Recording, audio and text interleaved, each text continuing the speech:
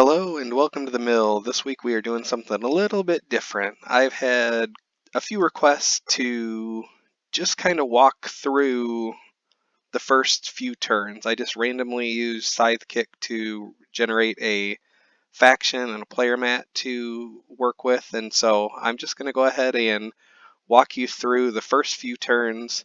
I don't like doing, as I've mentioned, I don't like doing the step by step thing where turn one you're always doing this and turn two you're always doing this. So what I'm going to do here is just kind of walk through the thinking behind the first few turns I'm going to take here. So when I brought up this map, I think the first thing you're always going to look at is what are your 2 and 3 coin actions. In this case, building mechs, which is really good for Rusviet, and enlisting. Now we're going to need some iron, a lot of iron to build mechs, but we can upgrade that down, and in this case 2 food or 2 grain to enlist. So let's see what our starting territory looks like. Our starting territory here is we have a village, we have iron, and we have oil. We do not have food, so we're going to have to move outside of our home base for that, but we can make building mechs cheaper with oil. So let's go back to that player mat and see what I do on my first turn. So on my first turn, I want to get that encounter. I'm not going to be able to do it on my first turn, but I want to be able to, those encounters are really valuable early on. I don't want to go there right away. This card here is the quick start suggestion. So on the first turn, it says take a top row action that no one has tried. Obviously, it's just me here right now doing this, so that's not going to apply. But you see second turn says work towards taking both the top and bottom row action. And as I mentioned in the kind of high-end Scythe strategies, that's very important. We want to try and get those bottom row actions as often as possible. So I'm not going to go here yet. I'm instead going to go ahead on my first turn. I'm going to trade. I'm going to pay a coin. And then I am going to... Oh, this is Crimean pieces. That's funny. So I'm going to go ahead and pay a coin. I'm going to trade for 2 resources. Since I want to move, I'm going to go ahead and take 2 oil. So I'll make a couple oil out here. And grab those 2. And we'll just go ahead and drag them over to here. Might as well. I'll put them over here in the village because I definitely know that I'm going to be wanting to build, or I'm going to be wanting to go there. So my first turn is I paid coin, got 2 oil, and I can't do this action, so that would be my first turn. My second turn, like I said, I mentioned I want to work towards that encounter, so I'm going to go ahead and take my move action. And I'm looking at the board here. I want to... All right, now it's working with me. Okay, so I want to move Olga towards that encounter. So she's going to move 1, and I think I really want to boost my workforce. So I'm going to go ahead and move this worker to the village. And now I'm going to go ahead and spend, for that bottom row action, I'm going to spend those 2 oil that I just got over here. And I'm going to go ahead and upgrade. And I think I'm going to go ahead and, since movement is very important, I'm going to go ahead and move and make deploying cheaper. That's just going to help me a little bit down the road, but I think that's what I do. I'm going to go ahead and get that coin back that I just spent, and that would be the end of my second turn. My third turn, oh boy, I don't necessarily need to build my workers yet, and that's all I'd get out of production, so I'm going to trade again. I'm not hurting on money, so I'm going to go ahead and put that coin back, and I'm gonna do the same thing. I'm gonna take the oil, I'm gonna put it right back out there again. And I'll put it right here with these workers. And I think I'm obviously not gonna be able to take my bottom row action this time, so that was a wasted bottom row action. That's pretty common in the early game. And now I'm gonna go ahead and move on to my 4th turn. And my 4th turn, okay, let's see here. I could move Olga to that encounter. I don't necessarily need to bolster yet as I can't deploy. So for my next turn, I'm going to go ahead and move again. No, I'm not going to be moving anywhere near my full allotment. I'm just going to go ahead and move Olga to the encounter. Take that encounter off of there, and let's see what we get here. So we have encounter card 18. I can shoot a wild boar for a lunch of bacon, gain 2 food and 1 popularity. I don't have food available to me, so that's not bad. Herd the boars away from town. Pay $2 to gain any 3 resources. Also not bad. And steer the boars into the helpless village. Pay 2 popularity to gain 1 worker and 3 wood. Wood is another thing I don't have in my home base, I believe. I don't remember right off the top of my head here, but 2 to gain any 3 resources. I think I might need to do that. I think that's pretty good. Pay 2 coins, so I'll just dump those. What 3 resources do I want? I could get the iron I need to build a mech right away. I could go ahead and don't necessarily want to do a 2 action. I want something that's going to be hard for me to afford. I could go ahead and do the 3 food and work on my enlistment, and also start working on my workers. Before I decide what to do with that encounter card anyway, I'm going to go ahead and pay those 2 oil and do my bottom row action. So now I'm on turn 4, and I've got a bottom row action twice now, which is pretty good, I think. This time I think I would go ahead and bolster. Do I want bolster, or do I want combat cards? You know what? I just thought of something. One of the things I was asked was to pull some encounter cards, just to take that into consideration. So let's see what I pulled. This one right here.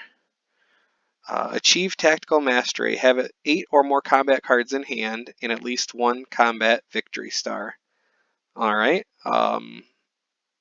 In that case, when I do my upgrade, I might want to go ahead and upgrade the combat cards to bring those into hand a little quicker. Let's see what this other one is. Oh no! Become a beloved pacifist. Have 0 power, at least 13 popularity, and at least 5 workers. I don't know if Rusviet necessarily matches that pacifist idea there, but wow, yeah, of those 2, I think it's on this reference card here, or maybe it's not. Okay, so in the video where I talk strategies, I said you don't necessarily have to go after your objectives. Feel free to not do it. However, I do think achieve tactical mastery is possible for Rusviet without being too much crazy work. Have 8 or more combat cards in hand. With this particular mat, I started with 2. I just dumped them over here because with this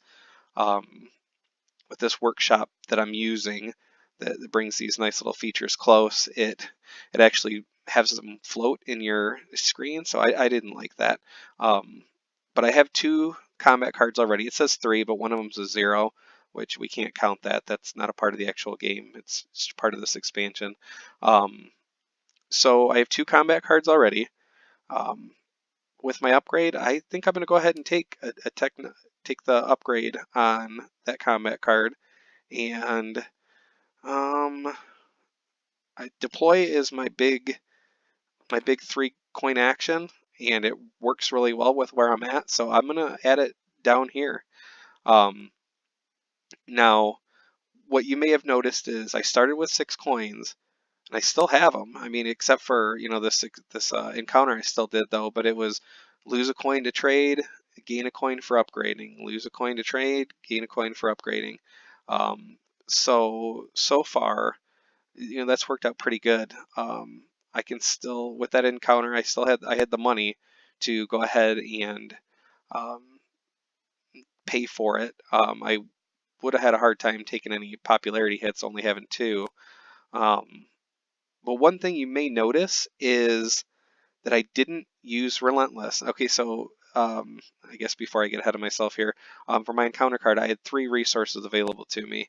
I could go ahead and take the iron and get a start on that. I get 3 resources, so I mean, that's pretty good. I think what I'm going to do though is I think I'm going to go ahead and take the 3 food, and I'm not even going to bother putting them on the board because I'm just getting ready to wrap this up. I didn't want to go too far into it because that's really not, it's not really something you can do when you are playing Scythe. You have to, you start the game basically being able to kind of do your own thing. You don't really need to react to other people. They're in the process of getting their engine going. You're in the process of getting yours, so you can kind of operate in a bubble. You do want to look at stuff like your objectives and decide what's going to work best for you. But I think probably 4 or 5 turns, something like that. I mean, I think you can probably do your own thing and be all right with that. So that's the length of the kind of walkthrough I chose here. You'll notice I did not use Relentless. I did not use the ability to choose the same section on my player mat as the previous turn. Had I wanted to do that, I probably could have, for example, to still kind of maximize the same number of second row actions, is I could have done, right off the bat, paid and done a trade and got 2 metal and paid a coin. I could have done it again to get those 4 metal to go ahead and deploy, probably my speed mech, but so that would have been turn 1 and turn 2 would be both trades. The third one I would have bolstered and taken the 2 power so that I could take my bottom row action of building a mech. In which case then I would go ahead and, I used to always start with my Riverwalk mech, but recently the more I've read about strategies is how important that speed mech is, and so I think I would go ahead and start with that. That would give me 3 coins. So now the 2 that I've spent for trading and the 1 I spent for bolster, I got all that back. I'm back at my starting, money. And then for turn 4, I would go ahead and move my character right to the encounter with 1 of those, and then a worker to the village like I kind of started with, and yeah, and so then I could take the encounter. I've already got a mech deployed by turn 4. I think I'm doing pretty good there. I mean, without me being a supreme Scythe strategist, I think that's doing pretty good. So yeah, feel free if you see anything I did wrong, or if you think there was some better moves I could have taken. Feel free to drop them in the comments.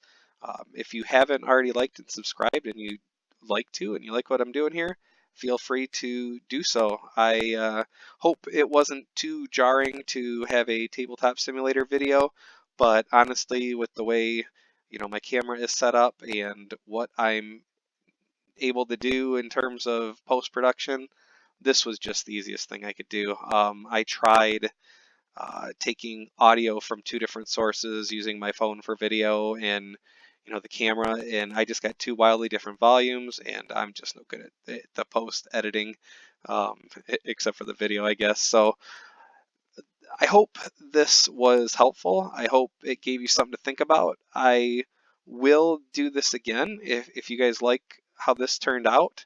I'll do another just use ScytheKick to randomly generate a faction and a mat, and we'll just kind of see like what the best strategy is, what looks like it might work the best. So thanks, take care of yourselves, and thanks for watching. Have a good one. Bye.